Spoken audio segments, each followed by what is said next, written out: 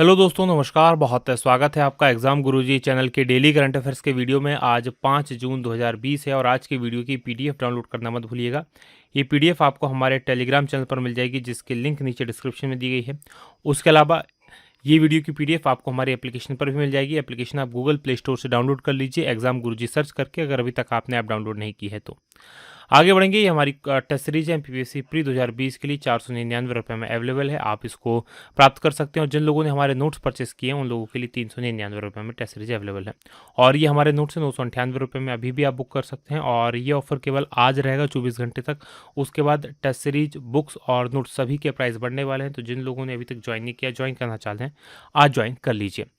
आगे बढ़ेंगे, बात करेंगे थॉट ऑफ द डे की। आज का जो हमारा मोटिवेशनल पावरफुल थॉट है कि इंतजार करने वालों को उतना ही मिलता है जितना कोशिश करने वाले छोड़ देते हैं। देखिए, दुनिया में सफलता जो होती है वो कुछ निश्चित लोगों को ही मिलती है, या कहा जाए चीज़ें लिमिटेड हैं, राइट।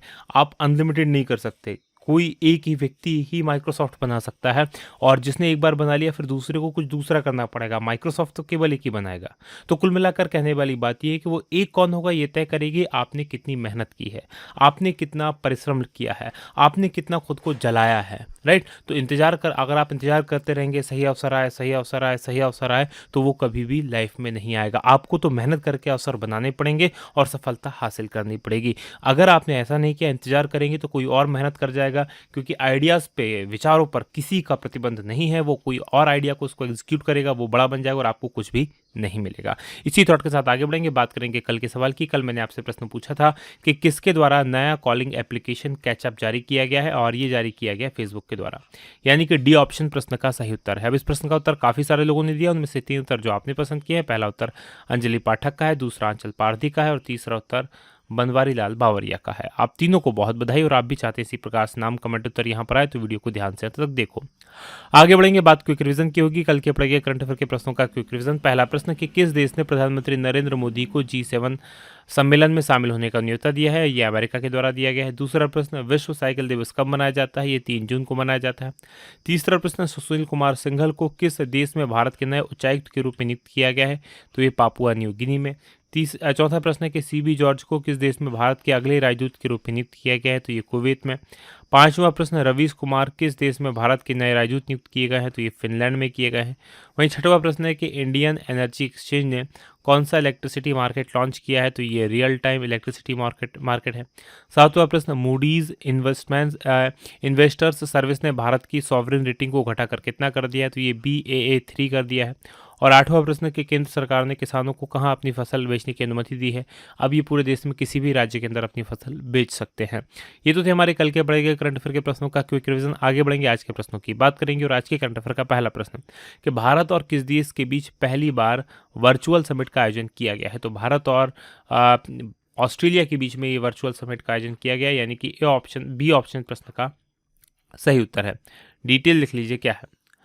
तो प्रधानमंत्री नरेंद्र मोदी जी ने 4 जून 2020 को अपने ऑस्ट्रेलियाई समकक्ष स्कॉट मॉरिसन, यानी ऑस्ट्रेलिया के जो प्रधानमंत्री, भारत के प्रधानमंत्री नरेंद्र मोदी जी और ऑस्ट्रेलिया के प्रधानमंत्री स्कॉट मॉरिसन, इनके साथ भारत ऑस्ट्रेलिया वर्चुअल समिट का आयोजन किया। और ये पहली बार था जब प्रधानमंत्री नरेंद्र मोदी और ऑस्ट्रेलिया के प्रधानमंत्री द्विपक्षीय आभासी शिखर सम्मेलन का आयोजित कर रहे थे, क्योंकि यहाँ से वहाँ कोई नहीं गया, वहाँ से यहाँ कोई नहीं आया, सब कुछ आभासी यानी कि ऑनलाइन हुआ है। दोनों देश एक दूसरे के साथ निवेश और व्यापार को बढ़ाने के ऊपर सहमत हुए हैं। आगे बढ़ेंगे, बात ऑस्ट्रेलिया की करेंगे। राजधानी यहाँ की कैनबरा है, प्रधानमंत्री स्कॉट मॉरिसन है और मुद्रा यहाँ की ऑस्ट्रेलियन डॉलर है। मैप में मैं आपको ऑस्ट्रेलिया लिए चलता हूँ। तो जैसा कि आप स्क्रीन पर देख पा रहे हैं, हमारा भारत है और हमारे भारत से अगर आपको ऑस्ट्रेलिया जाना है तो नीचे मूव करना पड़ेगा दक्षिण की तरफ। दक्षिण में आप आएंगे या दक्षिण पूर्व में आप आएंगे तो ये आपको जो दिखाई दे रहा है ये ऑस्ट्रेलिया है। ये आपको याद रखना। ऑस्ट्रेलिया की राजधानी आप देखेंगे, ये जो जगह है कैनबरा, ये ऑस्ट्रेलिया की राजधानी है। इसके अधिकतर शहर बिल्कुल किनारों पर स्थित, जैसे मेलबर्न, सिडनी, ब्रिस्बेन, ये जितने भी बड़े शहर हैं, मुख्य शहर किनारों पर स्थित हैं। बीच में तो काफ़ी बड़ा सा डेजर्ट है, ये आपको याद रखना है। और इधर ग्रेट बैरियर रीफ भी है, राइट, ग्रेट बैरियर रीफ है, ये भी आपको याद रखना है। आगे बढ़ेंगे, बात करेंगे अगले प्रश्न की। अगला प्रश्न आपके सामने दूसरा है कि day of innocent childrens victims of aggression, ये कब मनाया जाता है? तो ये दिवस जो मनाया जाता है 4 जून को मनाया जाता है, यानी कि डी ऑप्शन प्रश्न का सही उत्तर है। डिटेल लिख लीजिए क्या है। तो हर साल 4 जून को international day of innocent children victims of aggression इसको मनाया जाता है, और इसका पालन करने के पीछे यानी इसको मनाने के पीछे उद्देश्य ये है कि दुनिया भर के अंदर जो बच्चे हैं, बच्चों के द्वारा जो दर्द सहा जाता है उस दर्द को स्वीकार करना है, और शारीरिक, मानसिक और भावनात्मक रूप से जो किसी प्रकार का जो बच्चों के साथ दुर्व्यवहार होता है, उस दुर्व्यवहार के कारणों को, उसके बारे में अवगत कराना, उसको कम से कम करना, इन सब चीज़ों के लिए दिवस मनाया जाता है। ये दिन संयुक्त राष्ट्र महासभा के एक विशेष सत्र में स्थापित किया गया था, जिसे फिलिस्तीन की स्थिति पर चर्चा करने के लिए आयोजित किया गया था। आगे बढ़ेंगे, तीसरे प्रश्न की बात करेंगे कि भारत सरकार ने वंदे भारत मिशन के तहत कौन सी पहल शुरू की है, और इस पहल का नाम है स्वदेश पहल, यानी कि ए ऑप्शन प्रश्न का सही उत्तर है। डिटेल लिख लीजिए क्या है। तो भारत सरकार ने विदेशों से लौटने वाले जो भारतीय हैं उनको कौशल मैपिंग के लिए स्वदेश पहल शुरू करने का निर्णय लिया है। कौशल मैपिंग क्या? तो स्वदेश का पहले फुल फॉर्म क्या है, पहले ये जान लीजिए। तो skilled workers arrival database for employment support, ये स्वदेश का फुल फॉर्म है। और ये जो है वंदे भारत मिशन, जिसके तहत विदेशों में जो भारतीय फंसे हैं उनको भारत वापस लाया जा रहा है, उस मिशन के तहत स्वदेश पहल शुरू की गई है। उद्देश्य ये है कि जो विदेशों से लौटने वाले भारतीय हैं उनको कौशल और अनुभव के आधार पर तैयार किया जाए, ताकि उनको यहाँ पर एम्प्लॉयमेंट मिल सके। आगे बढ़ेंगे, बात करेंगे चौथे प्रश्न की कि कोलकाता पोर्ट ट्रस्ट का नाम बदलकर क्या कर दिया गया है? तो इसका नाम बदलकर कर दिया गया श्यामा प्रसाद मुखर्जी न्यास, यानी कि सी ऑप्शन प्रश्न का सही उत्तर है। डिटेल लिख लीजिए क्या है।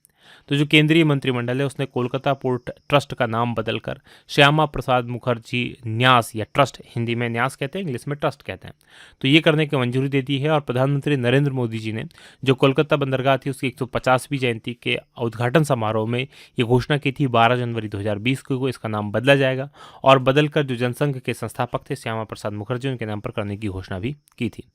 बात करेंगे अगले प्रश्न की, जो पांचवा प्रश्न है कि किसने CII के अध्यक्ष का पदभार ग्रहण किया है, और ये पदभार ग्रहण किया है उदय कोटक ने, यानी कि ए ऑप्शन प्रश्न का सही उत्तर है। डिटेल लिख लीजिए क्या है। तो कोटक महिंद्रा बैंक के MD और CEO हैं उदय कोटक। इन्होंने वर्ष 2020-21 के लिए भारतीय उद्योग परिसंघ यानी कि confederation of Indian industries CII इसके अध्यक्ष के रूप में पदभार ग्रहण किया है, और इनकी नियुक्ति हुई है किर्लोस्कर सिस्टम के जो अध्यक्ष और MD थे विक्रम किर्लोस्कर, उनकी जगह पर पहले वो इस पद पर थे। टाइटल स्टील लिमिटेड के CEO और MD TV नरेंद्रन अब 2020-21 के लिए CII के अध्यक्ष पद के उम्मीदवार हैं, यानी अगले समय के लिए जो उम्मीदवार हैं वो ये हैं। बात करें CII यानी कि भारतीय उद्योग परिसंघ कन्फेडरेशन ऑफ इंडियन इंडस्ट्रीज़ की, तो इसकी स्थापना हुई थी 1895 में। इसका मुख्यालय नई दिल्ली में है, और अध्यक्ष उदय कोटक बन गए हैं। आगे बढ़ेंगे, बात करेंगे छठवें प्रश्न की कि वाफ्टा इसके नए अध्यक्ष के रूप में किन्हें नियुक्त किया गया। तो ये वाफ्टा क्या है, जैसे हमारे यहाँ की टेलीविजन के लिए एक रेगुलेटरी अथॉरिटी होती है, उसी प्रकार से ब्रिटेन की अथॉरिटी है। डिटेल मैं आपको बताऊंगा। तो ये नियुक्त किए गए हैं कृष्णेंदु मजूमदार। तो डिटेल देख लीजिए क्या है।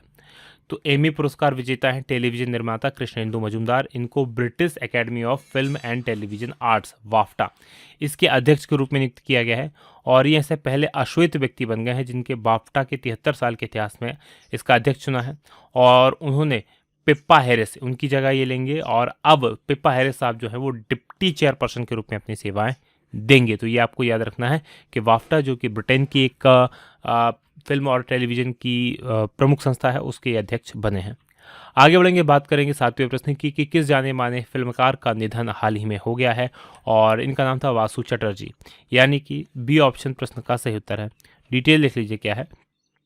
तो महान फिल्मकार और राष्ट्रीय फिल्म पुरस्कार के विजेता वासु चटर्जी, इनका निधन हो गया। एक मूवी छोटी सी बात, रजनीगंधा और इस प्रकार की जो है फिल्में इनके द्वारा बनाई गई थी। इन्हें दो प्रसिद्ध और धारावाहिकों के लिए जाना जाता है, व्योमकेश बख्शी और रजनी। इनका भी निर्देशन इन्हीं के द्वारा किया गया था। आगे बढ़ेंगे, आठवें प्रश्न की बात करेंगे कि केंद्र सरकार ने किन किसानों के लिए क्रेडिट कार्ड अभियान शुरू किया है, और ये डेयरी पालक किसान यानी कि जो वो पशु पालते हैं जो जिनसे दूध की प्राप्ति होती है, भैंस गाय इस प्रकार के पशु पालने वाले किसानों के लिए ये सुविधा शुरू की गई है। डिटेल देख लीजिए क्या है।